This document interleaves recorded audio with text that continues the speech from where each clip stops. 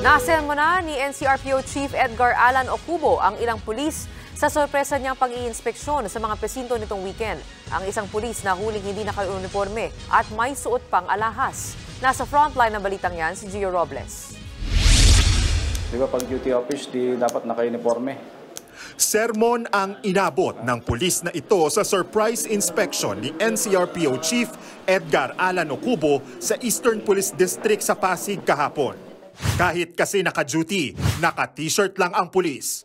Huli tuloy ang suot niyang gintong kwintas. Di ba bawal to? Patrolman ka tapos pinapakita mo yung gold necklace mo? O, tanggalin mo na. Sige, sir. Ngayon na. Tayo mga pulis, tayo ay nabubuhay in modest life. Sabihin, simple lang. Sunod na sinita ni Ocubo ang mga nakaparadang motorsiklo ng ilang pulis sa harap ng estasyon. Bukod sa sagabal, wala pang plaka ang karamihan sa mga motor. Napuna rin ni Ocubo ang Police Substation 4 na ito sa Paterno Street sa San Juan. Nakakandado kasi at isa lang ang pulis sa presinto. Nakadeploy na raw kasi ang iba niyang kabaro. Dapat body-body system palagi. Sabihin mo kay COP mo, kay deputy Hindi rin nakalagpas kay Ocubo ang masangsang na amoy sa detention facility ng San Juan City Police Station.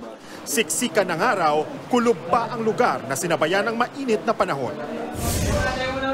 Napansin naman ni Ocubo ang kakulangan sa CCTV sa Mandaluyong Police Station. Una na ring nagsagawa ng surprise inspection si Ocubo sa mga estasyon ng PNP sa Taguig, Makati, Pasay at Parañaque nitong Biyernes.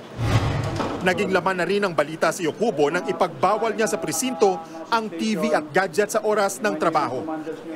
Habang ang biglaang inspection naging estilo ng mga dating NCRPO chief na kinalaunan ay naging hepe ng PNP na sina Oscar Albayalde at Guillermo Eliazar. Nagbabalita mula sa Frontline, Gio Robles, News 5. Mga kapatid, Cheryl Cosing po, huwag maging bilis at maging una sa lahat para sa tuloy-tuloy na balitaan at karagdagang impormasyon sa mga napapanahong issue ng lipunan. Tumutok lamang at mag-subscribe sa social media pages ng News 5.